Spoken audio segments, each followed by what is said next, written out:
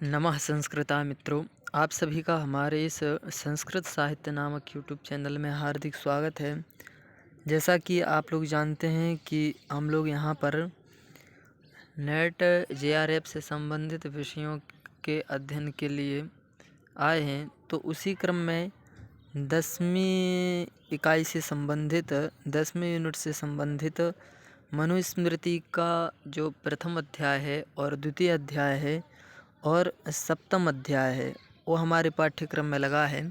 उसी क्रम में हम लोग आज मनुस्मृति का अध्ययन करेंगे। तो आइए चलते हैं आगे। तो मनुस्मृति मनु जो है वो मनु के 14 मनुओं का जो है वर्णन ग्रंथों में मिलता है। उन 14 मनुओं का नाम इस प्रकार से है। पहले स्वयंभू मनु है, उसके बाद दूसरे नंबर पर स्वरोचिष मनु, तीसरे नंबर पर उत्तम मनु, फिर तामस मनु या उन्हीं का नाम एक तापस मनु भी है। उसके बाद फिर रैवत मनु, उसके बाद चाक्षुषी मनु, उसके बाद वैवस्वत मनु, जो कि अभी जिनका मनवंतर चल रहा है, मनु के नाम से ही मनवंतरों का नाम भी पड़ता है। तो अभी जो है वैवस्वत मनु चल रहे हैं। ठीक, तो वैवस्वत मनु, और इन्हीं मनु के लिए क्या कहते हैं, श्राद्ध देव भी कहते हैं। तो श्राद्ध देव मनु, और यही जो है यही वर्तमान मनु है। तो यदि प्रश्न आए कि वर्तमान मनु कौन है, और यदि ऑप्शन में दिया हो कि रेवत मनु, चाक्षुष मनु, तापस मनु और वैवस्वत मनु, तो ये उसका क्या हो जाएगा, आंसर हो जाएगा कि वैवस्वत मनु जो है वह वर्तमान मनु है। ठीक है, फिर आते हैं सावर्णी मनु। ठीक, जिस प्रकार से दुर्गा सप्तशती में आता है ना, सावर्णिर्भविता मनु, तो ये उनका नाम आता है, सावर्णी मनु का नाम आता है। ठीक है मित्रों, उसके बाद आते हैं दक्ष सावर्णी मनु, सावर्णी मनु और दक्ष सावर्णी मनु। उसके बाद ब्रह्म सावर्णी मनु, उनके बाद धर्म सावर्णी मनु, और 12वें नंबर पर आते हैं रुद्र सावर्णी मनु, फिर देव सावर्णी मनु या उन्हीं का नाम एक क्या है, रौच्य मनु। ठीक, उसके बाद इंद्र सावर्णी मनु या बहुत मनु। तो ये जो हैं 14 प्रकार के मनुओं के नाम जो हैं ग्रंथों में मिलते हैं। उसके बाद हम लोग अब आगे चलते हैं। तो हमारे लिए प्रथम, द्वितीय और सप्तम अध्याय देखना है। तो आज हम लोग प्रथम अध्याय से आरंभ करते हैं। ठीक, तो प्रथम अध्याय से आरंभ करने से पहले कुछ हम लोग प्रस्तावना को देखेंगे।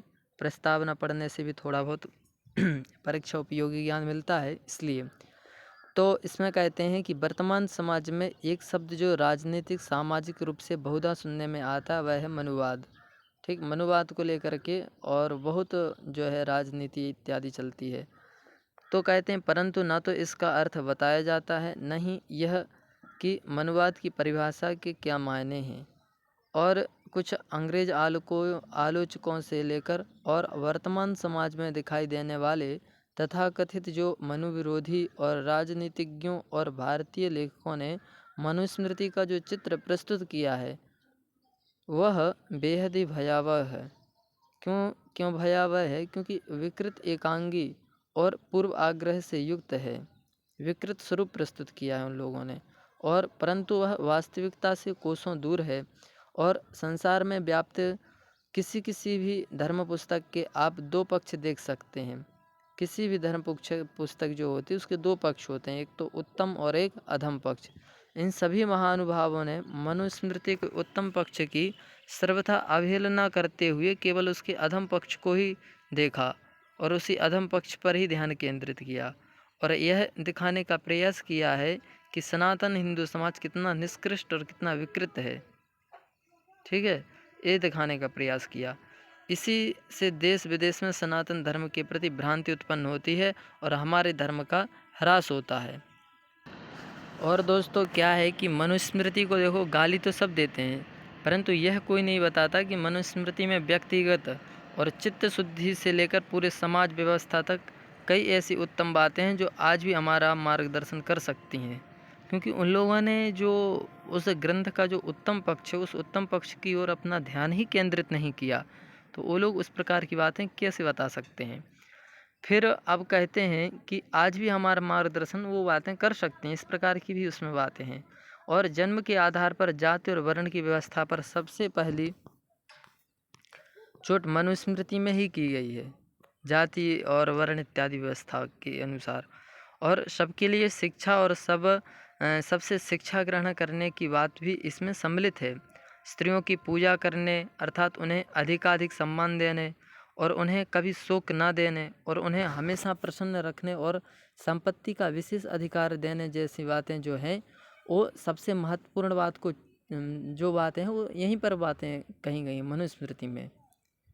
और सबसे महत्वपूर्ण बात जो छिपाई जाती है वह यह है कि मनुस्मृति में वर्णित वर्ण व्यवस्था गुण कर्म और योग्यता पर आधारित वर्ण व्यवस्था है, न कि जाति पर आधारित वर्ण व्यवस्था। जन्म पर आधारित संकीर्ण जाति व्यवस्था नहीं है मनुस्मृति में।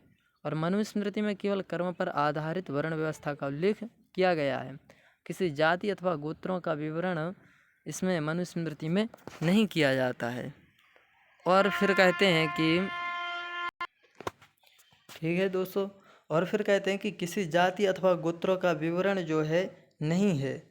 मनुस्मृति अध्याय 10 के श्लोक 65 में कहा गया है, ठीक, मनुस्मृति का जो अध्याय 10 है उसके श्लोक नंबर 65 में कहा गया है कि शूद्रो ब्राह्मणताम एते ब्राह्मणश्चैव शूद्रताम क्षत्रियात् जात्यमेवं तो विद्यात् वैश्य तथैव च।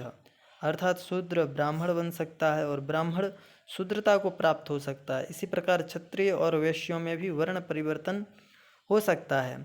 प्रसिद्ध इतिहासकार एक हुए हैं जिनका नाम है एंटनी रीड।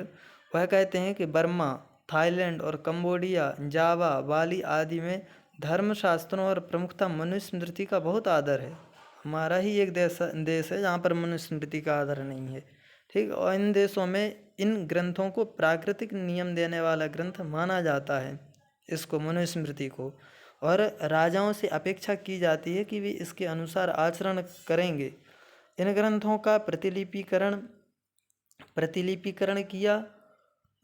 किया गया और अनुवाद किया गया और स्थानीय कानूनों में इनको सम्मिलित कर लिया गया है वहाँ पर, ठीक है, इन देशों में।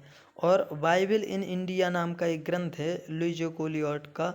वह लिखते हैं, क्या लिखते हैं कि मनुस्मृति ही वह आधारशिला है जिसके ऊपर मिस्र, पारसिया, ग्रेसियन और रोमन कानूनी संहिताओं का निर्माण हुआ। आज भी यूरोप में मनु के प्रभाव का अनुभव किया जा सकता है, ठीक, इस प्रकार से वो लिखते हैं। और दूसरा पक्ष यह भी है कि ईसाइयों के लिए बाइबल और मुसलमानों के लिए कुरान और हदीस की तरह मनुस्मृति का अक्षरशः पालन करना किसी भी हिंदू के लिए प्रथम आवश्यकता नहीं है। और वर्तमान समाज में मनुस्मृति में वर्णित सिद्धांतों का कितना पालन हो रहा है यह तो देखने को ही मिलता है। बिल्कुल भी पालन नहीं किया जा रहा, क्योंकि एक शब्द का भी पालन नहीं हो रहा है। और आश्चर्य इस बात का है कि मनुस्मृति का विरोध वह लोग करते हैं जिन्होंने मनुस्मृति को पढ़ना तो दूर उसकी छवि तक नहीं देखी, ऐसे लोग मनुस्मृति का विरोध करने लगते हैं। और वही व्यक्ति मनुस्मृति को जलाकर उसको जूते मारकर यह साबित करने का प्रयास करता है कि देखिए हम कितने सभ्य हैं। इस पर कबीरदास जी ने भी ये कहावत कही है। कबीरदास जी कहते हैं कि साधु ऐसा चाहिए जैसा सूप सुभाय और सार सार को गही रहे थोथा देई उड़ाय। कि इस संसार में ऐसे सज्जनों की ज़रूरत है जैसे अनाज साफ करने वाला सूप होता है जो सार्थक को बचा लेता है, ठीक, और निरर्थक को उड़ा देता है। उसी प्रकार मनुस्मृति का विरोध करने वालों को किसने रोका है कि अधम विचारों को फेंक दीजिए और उत्तम विचारों को अपना लीजिए, उन्हें जीवन में भी उतारिए और एक सुंदर समाज निर्माण कीजिए, ठीक है। और हमारा सदैव यही प्रयास रहा है कि समाज में व्याप्त भ्रांतियों को दूर कर सनातन धर्म के उत्तर पक्ष का विकास कर धर्म और देश का विकास किया जाए। इस बात से इनकार नहीं किया जा सकता कि संकीर्ण जाति व्यवस्था से हमारे समाज का ह्रास हुआ है, परंतु केवल एक त्रुटि के कारण संपूर्ण धर्म को कलंकित करना दुर्भाग्यपूर्ण है। हजारों वर्षों के चिंतन में जहाँ कुछ अनुपम विचार और व्यवहार हैं वहाँ कुछ विसंगतियाँ होनी असंभव नहीं है। कुछ विसंगतियाँ इतने हजारों वर्षों के अंतराल में हो भी सकती हैं, होती ही हैं। यह भी संभव है कि स्थान, काल, परिस्थिति और व्यक्तिगत वृत्तियों के आधार पर पुस्तक में प्रक्षेप भी हुआ हो, परंतु उस समय में सिद्ध किए गए सिद्धांतों का कलयुग में विरोध कुछ ऐसा ही है कि हम अपन सभी डायनासोरों को मानवखोर राक्षसों की संज्ञा देकर उन्हें धिक्कारें, क्योंकि विश्व के सबसे पुराने धर्म ग्रंथ ऋग्वेद में भी मनु को मानव जाति का पिता कहा गया है। ठीक, आवश्यकता है कि हम उदारतापूर्वक चिंतन करें, ठीक, और सभ्य समाज के निर्माण के लिए जो उत्तम है उसे ग्रहण करें और अधम जो है उससे सतर्कतापूर्वक विनम्रतापूर्वक उसको त्याग दें, यही सही रहेगा। और सनातन धर्म की यही विशेषता रही है कि समय के साथ धर्म और समाज की परिभाषा बदल जाती है। इसी विशेषता के कारण हम अनेकों विप्लवों के बाद भी स्थिर खड़े हैं और संपूर्ण विश्व में सनातन विचारधारा को न केवल स्वीकार किया जा रहा है परंतु धर्म के अनेकों अंगों को मान्यता भी प्राप्त हो रही है। संक्षेप में अब ये जो है थोड़ी पुस्तक के बारे में लिखा है, हम लोग आगे चलते हैं। अब आता है हमारा ग्रंथ शुरू होता है मनुस्मृति। ठीक, तो अब आते हैं श्रीहरि मनुस्मृति अथ प्रथमोध्यायः, पहला अध्याय शुरू करते हैं। तो इसमें कहते हैं मनु एकाग्रमासीनम अभिगम्य महर्षयः प्रतिपूज्य यथा न्यायम इदम वचनम अब्रुवन, कि जो ऋषि लोग थे महर्षयः, मतलब जो महर्षि लोग थे, वह मनु एकाग्रम आसीनम, जब मनु जो थे वो एकाग्र एक स्थान पर आसीन होकर के बैठे हुए थे, उसी समय उनको प्रतिपूज्य यथा न्यायम, यथा न्यायम यथा क्रम से उनको प्रतिपूज्य मतलब उनकी पूजा करके और इदम वचनम अब्रुवन, ऐसे वचनों को उन्होंने कहा।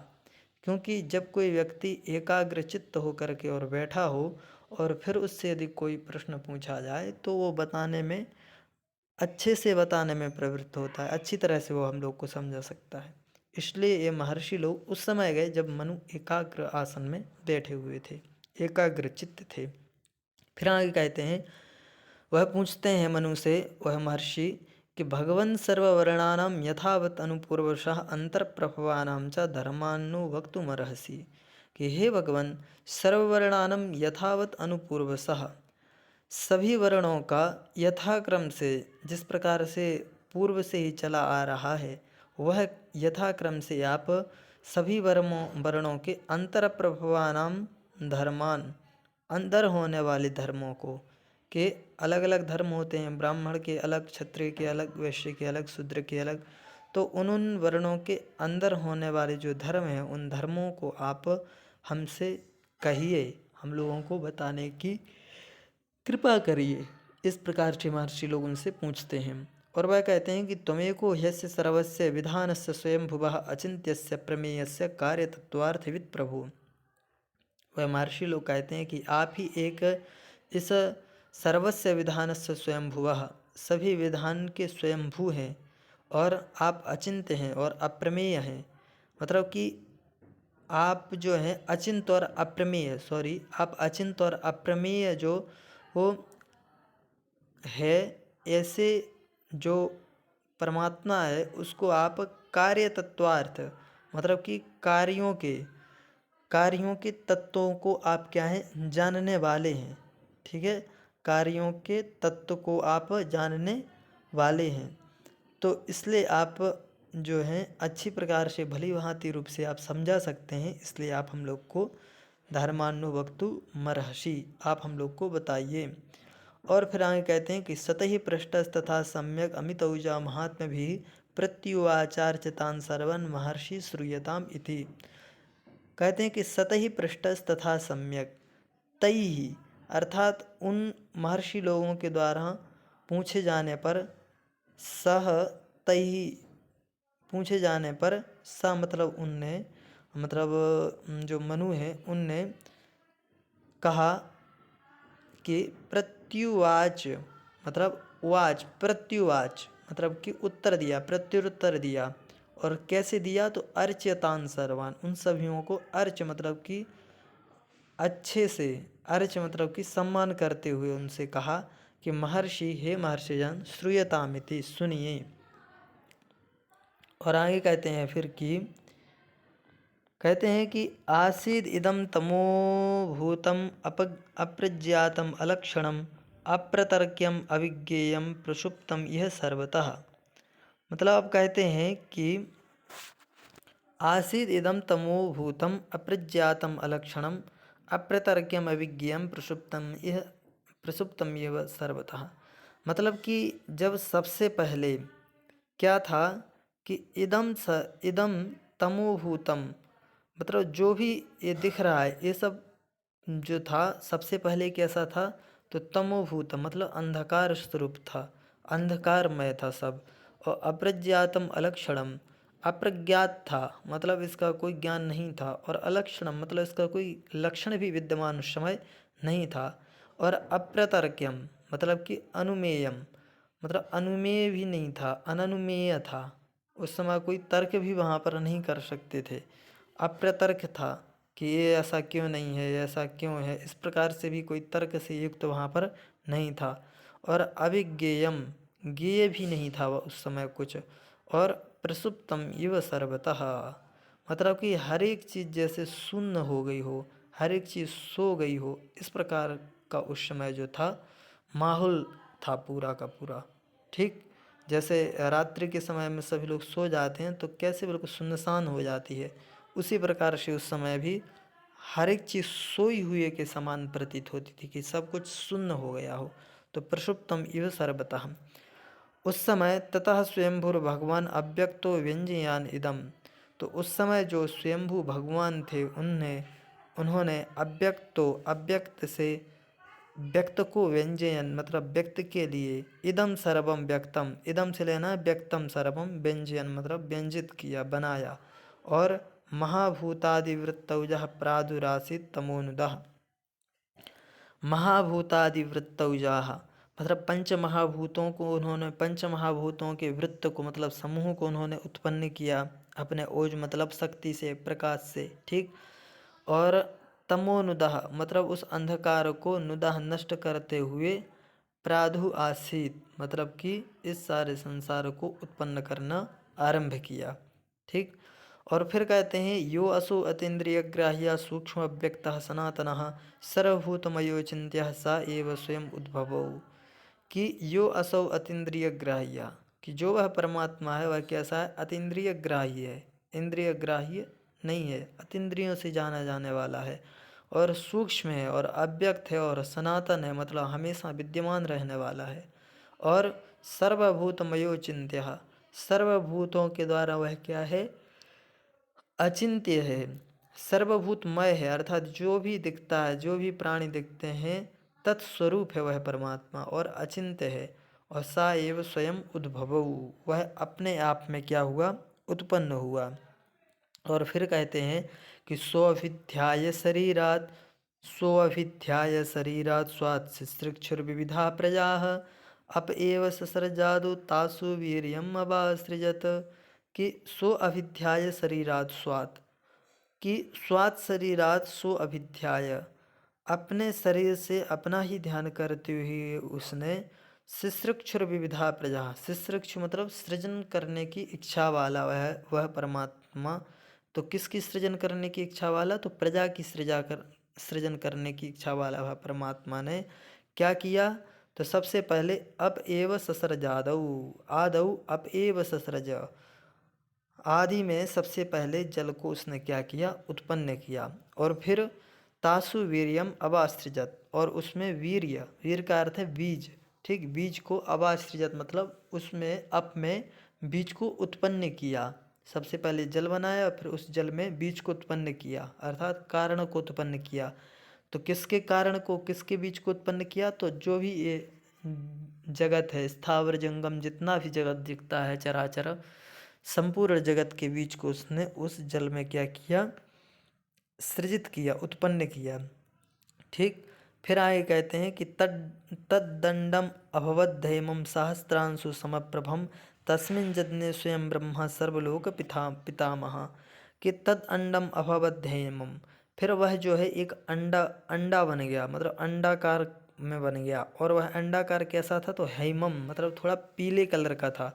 और सहस्त्रांशु समप्रभम मतलब हजारों किरणें उससे निकल रही हो, हजारों किरणों की कांति प्रभा उससे जैसे निकल रही हो, ऐसे वह हजारों किरणों की प्रभा वाला वह था वह अंडा।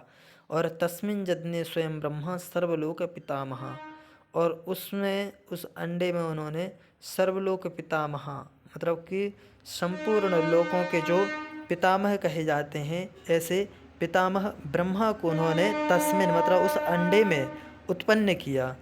ठीक, अब आगे चलते हैं तो कहते हैं कि आपो नारा इति प्रोक्ता आपो वै नरसूनवः ता यदस्यायनं पूर्वं तेन नारायणः स्मृतः। मतलब कहते हैं कि आपो नारा इति प्रोक्ता, मतलब आप जो जल है उसके लिए क्या कहते हैं, नारा कहते हैं। नारा अर्थात नारा, जल का नाम क्या है, नारा है। ठीक, और आपो वै नरसूनवः, और उसी जल के लिए जिसको नारा कहते हैं उसी को नरसूनु भी कहते हैं। ठीक, क्योंकि नर अर्थात भगवान परमात्मा के लिए यहाँ पर नर शब्द से कहा गया है, और उनका जो पुत्र हो अर्थात उनसे जो उत्पन्न हो उसके लिए नरसूनु कहेंगे। तो उन्हीं से उत्पन्न हुआ था जल, इसलिए उसको क्या कहेंगे, नरसूनु कहेंगे। ठीक, तो आपो नारा इति प्रोक्ता आपो वै नरसूनवः, उसी जल के लिए क्या कहते हैं, नरसूनु भी कहते हैं। ठीक, और ता मतलब वह जल, यद है, यद मतलब जिसका, है क्या है, तो आयन मतलब स्थान है, उसी के लिए पहले क्या कहा गया, पूर्व काल में क्या कहा गया, नारायण कहा गया।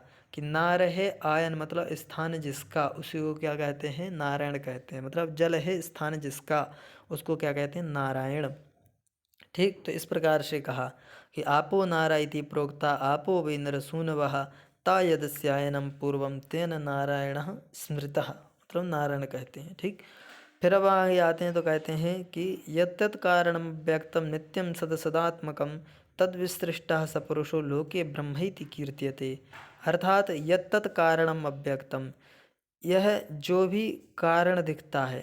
ठीक, यत्तत् कारणम मतलब जो भी दिखता है, यत्तत् मतलब जो कुछ भी दिखता है वो सब, अव्यक्तम और जो कारण जो दिखता है, और जो अव्यक्तम नित्यम सदसदात्मकम, मतलब कि ये सब क्या है, इसका जो है कारण, जो है जो कुछ भी दिखता है इसका कारण कौन है, वह परमात्मा है।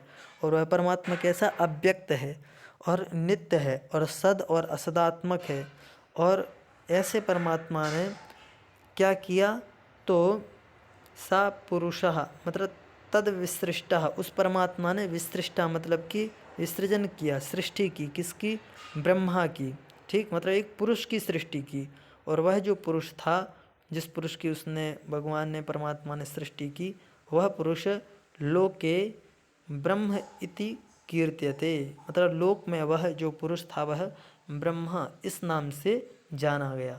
ठीक, फिर अब आगे कहते हैं कि तस्मिन् अंडे स भगवान उषित्वा परिवत्सरम स्वयमेवात्मनो ध्यानात् तद्दंडम अकरो द्विधा। मतलब कि तस्मिन् अंडे स भगवान, अर्थात उस अंड में, जो उसने जो पिंड अर्थात जो अंड बनाया था, उस अंड में वह भगवान, वह परमात्मा परिवत्सरम उषित्वा, परिवत्सर का अर्थ होता है एक वर्ष, और एक वर्ष जो लेना है, संवत्सर के लिए जैसे एक वर्ष कहते हैं, वही संवत्सर के पर्याय में परिवत्सर शब्द आता है, तो उसी के अनुसार। ठीक, तो परिवत्सरम मतलब कि परिवत्सर, एक मिनट, परिवत्सर। ठीक, हाँ, तो अर्थात एक संवत्सर तक उस पिंड में उन भगवान ने उषित्वा मतलब रह करके, और फिर क्या किया, और जो परिवत्सर लेना है किसका दिन लेना है, ब्रह्मा का, तो ब्रह्मा का एक वर्ष तक वो उसमें रहे।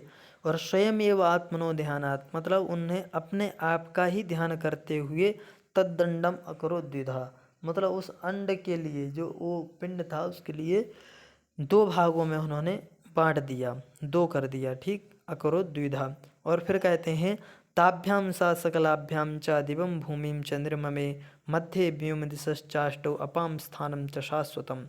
मतलब ताभ्याम सा सकलाभ्याम च दिवं भूमिं च निर्ममे, ताभ्याम अर्थात उससे, ताभ्याम अर्थात उससे उन्होंने क्या किया, ताभ्याम सा सकलाभ्याम च, उन दो, शकल का अर्थ होता है खंड, तो वह जो दो खंड हुए उनसे उन्होंने देवम भूमिम च निर्ममे, एक खंड से देव अर्थात स्वर्ग को और एक खंड से भूमि को उन्होंने बनाया। और मध्य व्योम दिशश्चाष्टौ, मध्य में क्या बनाया, व्योम अर्थात आकाश को निर्माण किया, आकाश को बनाया। और अष्टौ अर्थात 8 दिशाओं को उन्होंने बनाया। और अपाम स्थानम च शाश्वतम अर्थात अप को बनाया, अप स्थान को बनाया। ठीक, मतलब कि अप स्थान का मतलब होता है समुद्र, जल का स्थान, तो क्या होता है समुद्र होता है। तो उन्होंने समुद्रों को बनाया, समुद्रों का निर्माण किया परमात्मा ने। ठीक, फिर अब आगे कहते हैं कि उद्बबर्हात् मनश्चैव मनः सदसदात्मकं मनश्चापि अहंकारम अभिमंतारम ईश्वरम। मतलब कि फिर उन्होंने मन को बनाया, जो कि कैसा सद असदात्मक है, मतलब कि कभी सद चीज़ों में प्रवृत्त होता है, कभी असत चीज़ों में प्रवृत्त होता है। तो इस प्रकार का उन्होंने सद सदात्मक मन को बनाया। ठीक, और उसके बाद उन्होंने उद्भवर अर्थात बनाया। ठीक, और उसके बाद मनश्चापि अहंकार, मन के साथ साथ उन्होंने किसको बनाया, अहंकार को भी बनाया। तो अहंकार किस प्रकार का होता है, तो उसकी परिभाषा देते हैं कि अभिमंतारम ईश्वरम, अहंकार को बनाया जो कि अपने आप को क्या कहता है, ईश्वर कहता है। अभिमंतारम ईश्वरम, स्वयं को ईश्वर मानने वाले उन्होंने किसको बनाया, मन को बनाया। ठीक, और फिर कहते हैं कि महांतम एव चात्मानं सर्वाणि त्रिगुणानि च विषयाणां गृहीत्रेणि शनैः पंचेन्द्रियाणि च। मतलब अब कहते हैं कि महांतम एव चात्मानं, महानतम अर्थात तो उन्होंने फिर महत को बनाया, महत तत्व को बनाया, और सर्वाणि त्रिगुणानि च अर्थात तीन गुणों को बनाया, सत्वरजतम तीन गुणों को बनाया, और विषयाणां गृहीत्रेणि पंचेन्द्रियाणि च मतलब विषयों को ग्रहण करने वाली पांच इंद्रियों को बनाया। यथा शनैः का अर्थ यहाँ पर है यथाक्रम से। ठीक, तो शनैः विषयाणां गृहीत्रेणि पंचेन्द्रियाणि मतलब यथाक्रम से विषयों को ग्रहण करने वाली पांच इंद्रियों को बनाया। ठीक, उसके बाद फिर कहते हैं कि तेषां तु अवयवान् सूक्ष्मान् षण्णामपि अमितौजसां सन्निवेश्यात्ममात्रासु सर्वभूतानि निर्ममे। अर्थात तेषां तु अवयवान् सूक्ष्मान् और षण्णाम अपि अमितौजसां सन्निवेश्यात्ममात्रासु सर्वभूतानि निर्ममे। अर्थात जो ये छह हुए, छह कौन कौन से, तो एक महत, फिर मन, फिर अहंकार, ठीक, और पंच ज्ञानेन्द्रिय, ठीक, और पंच तन्मात्राएं इत्यादि जो छह हुए, उन छह को और उनके जो सूक्ष्म अवयव थे उन सभी को सन्निवेश आत्मात्रासु मतलब अपने आप में सन्निवेश्य अर्थात अपने आप में जोड़ करके, अपने में उतार करके, और सर्वभूतानि निर्ममे संपूर्ण भूतों को उन्होंने क्या किया, परमात्मा ने उत्पन्न किया। और फिर कहते हैं कि यन्मूर्ति अव्यवाह सूक्ष्म तानि अन्याश्रयन्ति सट तस्मात् शरीरम इत्याहुस्तस्य मूर्तिम मनीषिणः। और इसलिए जो है वो मूर्ति के जो अवयव थे सूक्ष्म, ठीक, मूर्ति कह रहे हैं उन छह तत्वों को, ठीक, और उनके जो सूक्ष्म अवयव थे उन सभी को तानि इमानी आश्रयन्ति सट, तो इन छयों का जो है वह आश्रय होने के कारण, वह परमात्मा आश्रय है, इसलिए आश्रय होने के कारण मनीषिणः मनीषीजन उस मूर्ति को मतलब उस परमात्मा रूपी मूर्ति को क्या कहते हैं, शरीरम इत्याहु, शरीर शब्द से कहते हैं, शरीर कहते हैं। ठीक, अब फिर आगे आता है कि तदा विसन्ति भूतानि महान्ति सहकर्मभिः मनश्चावेवै सूक्ष्मैः सर्वभूतकृत अव्ययम् तदा विसन्ति भूतानि महान्ति सहकर्मभिः। ठीक, कि तद आविसन्ति भूतानि, वह जो भूत हैं, वह क्या है, वह जो भूत हैं, ठीक है मित्रों, तो जो वह भूत हैं अर्थात तद आविशंति मतलब यह जो गिना रहे हैं हम लोग ये छः, एक क्या है कि आविशंति मतलब प्रवेश करते हैं किसमें, तो उस परमात्मा में, अव्यय में क्या करते हैं, अव्यय से यहाँ पर परमात्मा को लिया गया, तो उस परमात्मा में क्या करते हैं, प्रवेश करते हैं। और जो है महांति सहकर्म भी मतलब कि महत तत्व के साथ में, और मन जो है वो मन अपने सूक्ष्म अवयवों के साथ में उस परमात्मा में प्रवेश करके और सर्वभूत कृत मतलब कि सभी प्राणियों को उत्पन्न करने में सहायक होते हैं। ठीक, और फिर कहते हैं कि तेषाम इदम तो सप्तानां पुरुषाणां महौजसां सूक्ष्माभ्यो मूर्तिमात्राभ्या संभवति अव्ययात् वयम्। और इस प्रकार से तेसाम इदम तो सप्तानाम, तो ये 6 वो तत्व हो गए और एक परमात्मा 7 हो गए। तो सप्तानाम पुरुषाणम महोजसाम, इनके महा ओजस से मतलब महान शक्ति से, सूक्ष्माभ्यो मूर्तिमात्राभ्या, सूक्ष्म से और मूर्तिमान इनसे जो संभवती मतलब संभव होता है क्या, तो अव्ययात मतलब अव्यय संसार से व्यय संसार की उत्पत्ति फिर शुरू होती है।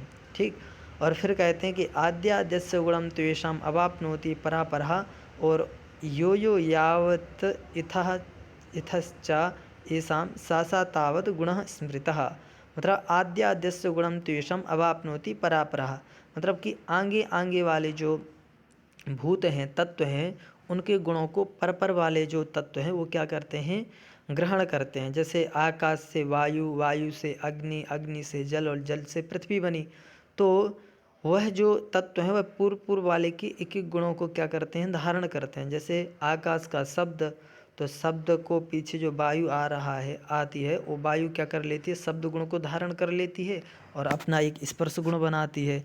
उसके बाद फिर वायु से जो अग्नि बनती है, वो अग्नि अपने से पूर्व अर्थात आकाश और वायु के गुणों को धारण करती है, अर्थात शब्द, स्पर्श और रूप के गुणों को धारण करती है। फिर उसके बाद वायु के बाद आती है अग्नि, के बाद आता है जल, तो जल अपने से पूर्व को अर्थात आकाश, वायु और अग्नि के गुणों को धारण करता है और अपना भी एक गुण बनाता है, अर्थात शब्द, स्पर्श, रूप, रस को धारण करता है। फिर जो पृथ्वी और सभी के गुणों को धारण करती है, अर्थात आकाश, वायु और अग्नि और जल के गुणों को धारण करती है। मतलब इनके गुण कौन कौन हुए, शब्द, स्पर्श, रूप, रस, और अपना भी एक गुण उत्पन्न करती है, गंध। तो इस प्रकार के गुणों को वो क्या करते हैं, पर वाले धारण करते हैं, मतलब कि उत्पन्न करते हैं। ठीक, फिर अब आगे आता है कि फिर क्या होता है कि यो यो यावत इथश्चा येषां सा सा तावत गुणः स्मृतः, यो यो यावत इथः, मतलब कि जो जो इस प्रकार से उत्पन्न होते हैं वह तावत गुणः स्मृतः, मतलब कि इस प्रकार से जो धारण करते हैं उन्हीं के लिए, उसी धर्म के लिए गुण शब्द से कहा गया है। ठीक, अब जब आगे चलते हैं तो आगे आता है कि सर्वेषां तु सा नामानि कर्माणि च पृथक पृथक वेद शब्देभ्य एवादौ पृथक संस्थाश्च निर्ममे। तो अब इस प्रकार से कहते हैं कि उस परमात्मा ने क्या किया, तो वेद शब्देभ्य एव आदौ, मतलब कि आदि काल में ही वेद शब्द से, वेद शब्द जो दिया अर्थात जो वेद हम लोगों को दिए, उन वेदों से उस परमात्मा ने क्या किया, तो सर्वेषाम नामानि और कर्माणि पृथक पृथक पृथक पृथक उसने बता दिए कि ये इनके नाम है और ये इनके क्या हैं, कर्म हैं, इन लोगों के लिए ये कर्म करना चाहिए।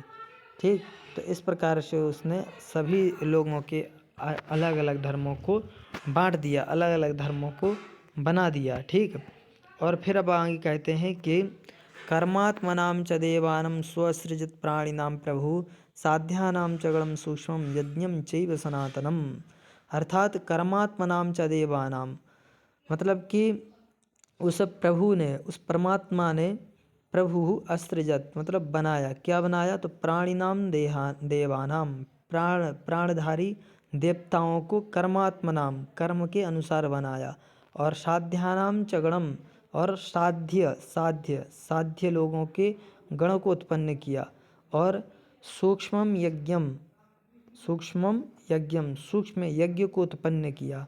ठीक, सूक्ष्मतम जो यज्ञ है, यज्ञ मतलब कि हवन पूजा पाठ जो हम लोग अभी करते हैं, ये नहीं, यज्ञ एक मतलब कि सृष्टि की, सूक्ष्म यज्ञ मतलब सूक्ष्म सृष्टि को उसने क्या किया, उत्पन्न किया परमात्मा ने। फिर क्या किया, तो अग्नि वायु रविभ्यस्तु त्रयं ब्रह्म सनातनम दुदोह यज्ञ सिद्ध्यर्थम ऋच यजुः साम लक्षणम, मतलब कि फिर उस परमात्मा ने अग्नि, वायु और रवि को उत्पन्न किया और इन तीन को उत्पन्न किया उस सनातन ब्रह्म ने, परमात्मा ने, और यज्ञ सिद्ध्यर्थम, यज्ञ को सिद्ध करने के लिए ऋज, यजुस और साम इत्यादि लक्षणों को उसने क्या किया, दुदोह मतलब परिपूर्ण किया, बनाया, मतलब कि संसार में यही सब कुछ है, इससे बाहर कुछ नहीं है। इस प्रकार से उसने इन सभी को बना करके और परिपूर्णता की एक प्रकार से। ठीक, फिर अब आगे कहते हैं कालम काल विभक्तिश्च नक्षत्राणि ग्रहांस तथा सरितः सागरान शैलान सामानी विषमानी चा। मतलब कि उस परमात्मा ने फिर काल को बनाया और काल विभक्तिश्च मतलब कि समय के विभाग को बनाया, काल के विभाग को बनाया, नक्षत्रों को बनाया, ग्रहों को बनाया, नदियों को बनाया, सागरों को बनाया और पर्वतों को बनाया।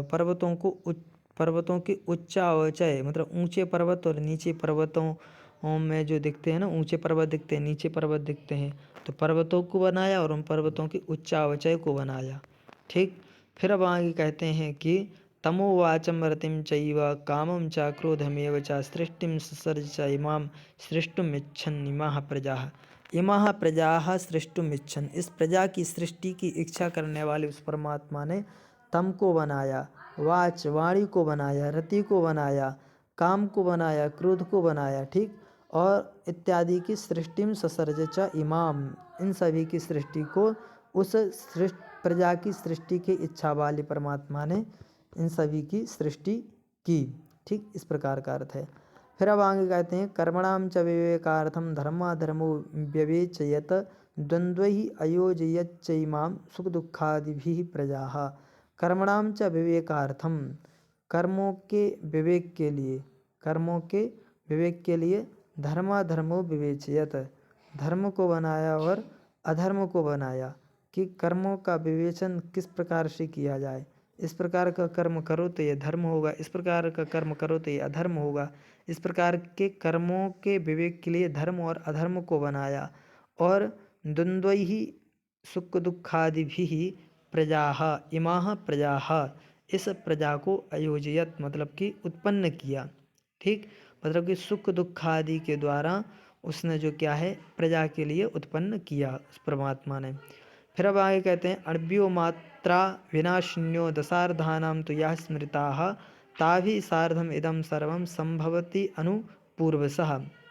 मतलब कि अण्व्यो मात्रा दशार्धानाम, दशार्धानाम मतलब कि पंच तन्मात्राएँ और उन अण्व्यो मात्रा मतलब कि सूक्ष्म पंच तन्मात्राएँ और पंच तन्मात्राएँ, इन दो चीज़ों को लेना है।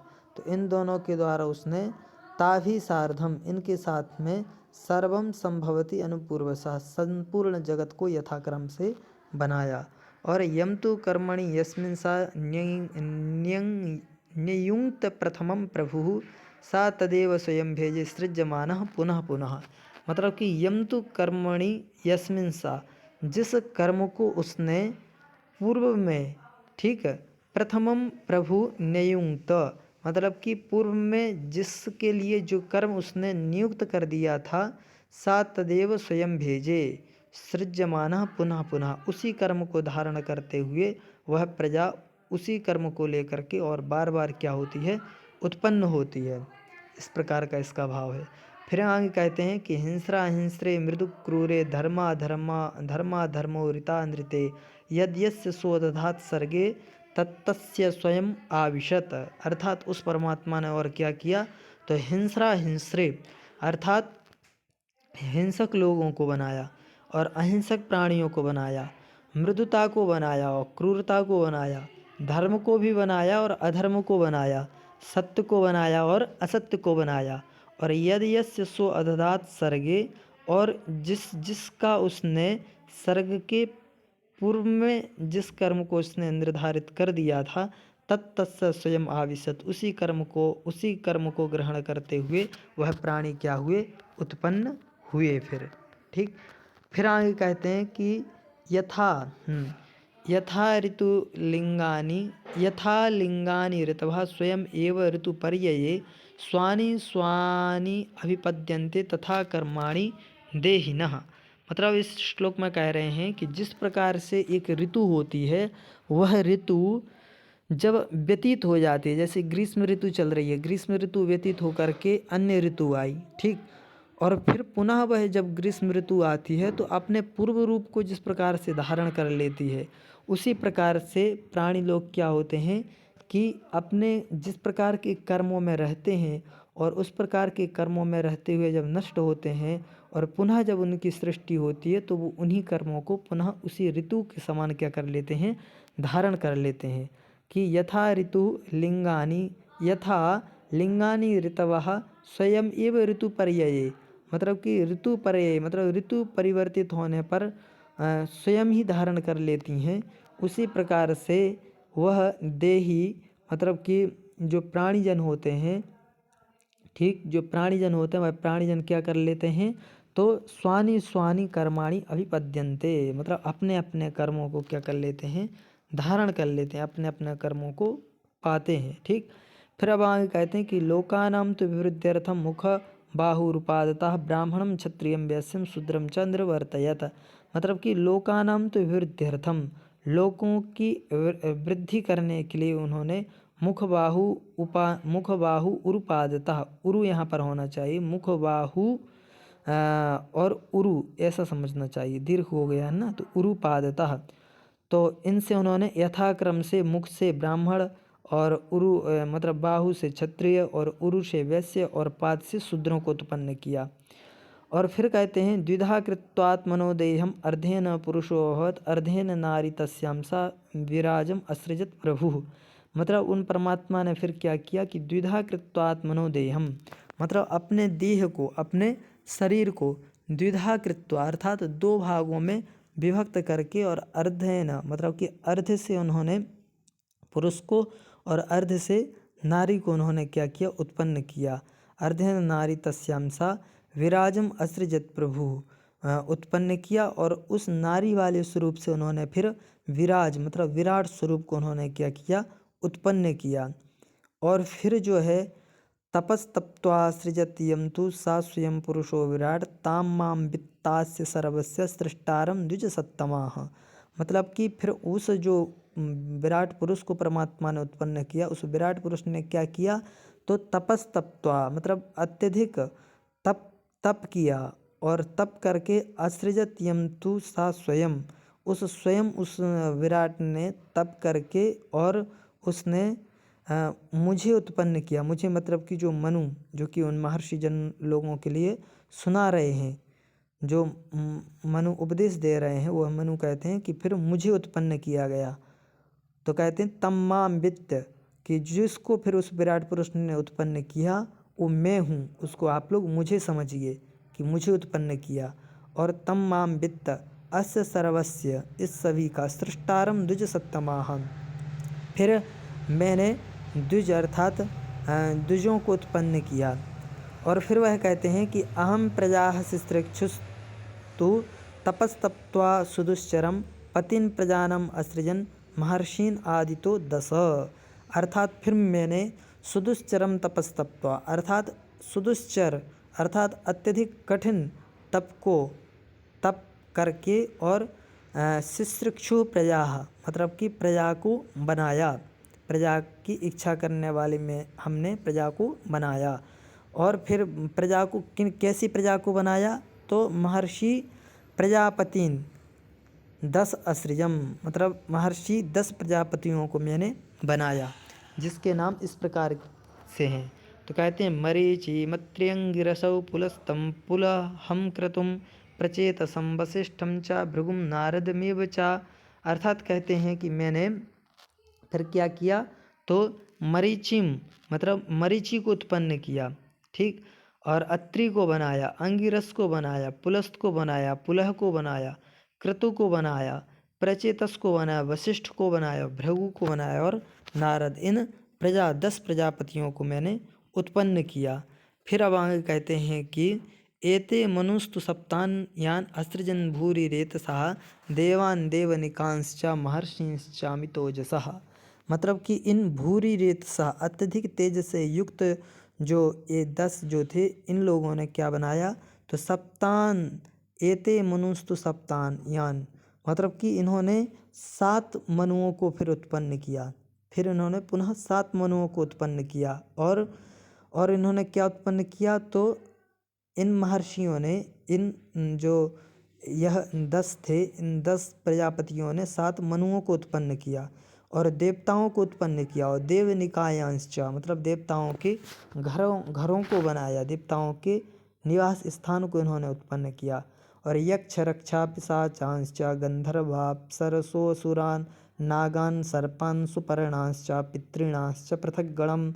अर्थात यक्षों को उत्पन्न किया, राक्षसों को उत्पन्न किया, पिशाचों को उत्पन्न किया, ठीक, और गंधर्वों को उत्पन्न किया, ठीक, गंधर्वों को उत्पन्न किया और अप्सराओं को उत्पन्न किया, नागों को उत्पन्न किया और सर्पों को उत्पन्न किया इन्होंने।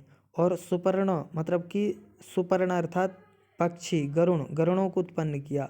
और पितृणाश्च पृथक गणम, पितृ मतलब कि इन सभी से पृथक पितृगणों को उत्पन्न किया। और फिर कहते हैं कि विद्युतो असनि मेघांश्च रोहितेन्द्र धनुषि च उल्का निर्घात केतुश्च ज्योतिंश्चावचानि च। अर्थात फिर इन्होंने क्या किया, विद्युत को उत्पन्न किया अर्थात बिजली को उत्पन्न किया। और अशनि, अशनि जो है, अशनि कहते हैं एक प्रकार की बिजली को ही अशनि कहते हैं, ठीक, तो एक प्रकार की बिजली को उत्पन्न किया, अशनि को उत्पन्न किया, ठीक। और फिर कहते हैं कि मेघ को उत्पन्न किया, रोहित को उत्पन्न किया, इंद्रधनुष को उत्पन्न किया और उल्का पिंडों को उत्पन्न किया और निर्घात को उत्पन्न किया। निर्घात बोलते हैं जब एक बड़ा ग्रह दूसरे बड़े ग्रह से गुजरता है तो बीच में जो ध्वनि होती है उस ध्वनि को उत्पन्न किया, उसी को निर्घात कहते हैं। और केतु अर्थात जो ये उपद्रवी ग्रह हैं इन सभी को उत्पन्न किया।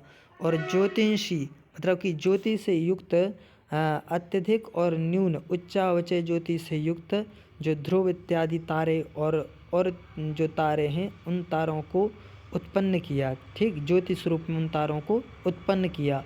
और फिर आगे कहते हैं किन्नरान वानरान मत्स्यान विविधाश्च विहंगमान पशून मृगान मनुष्यांश्च व्यालांश्च उभयो दतः।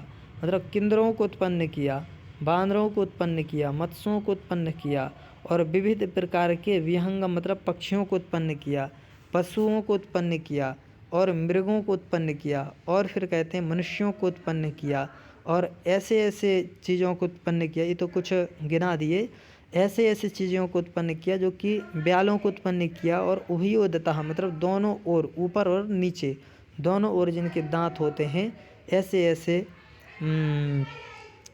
प्राणियों को क्या किया, उत्पन्न किया मैंने, ठीक, मतलब उन लोगों ने उत्पन्न किया जो 7 मनु थे उन लोगों ने। और फिर अब आगे कहते हैं कि कृमि कीट पतंगाश्च यूका मक्षी मतकुणम और सर्वम च दंसमस्कम स्थावरम च पृथक विधम।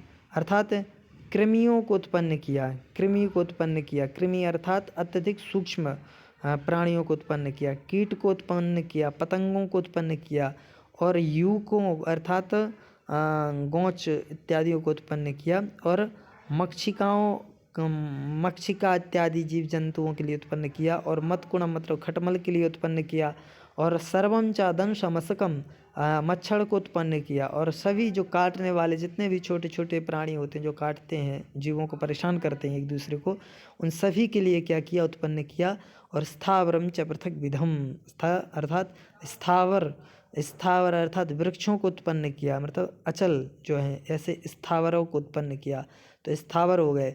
मतलब कहना चाहते हैं कि स्थावर जंगम अर्थात चर अचर जितनी भी सृष्टि है सारी की सारी सृष्टि को उन 7 जो मनु हैं उन लोगों ने क्या किया, उत्पन्न किया।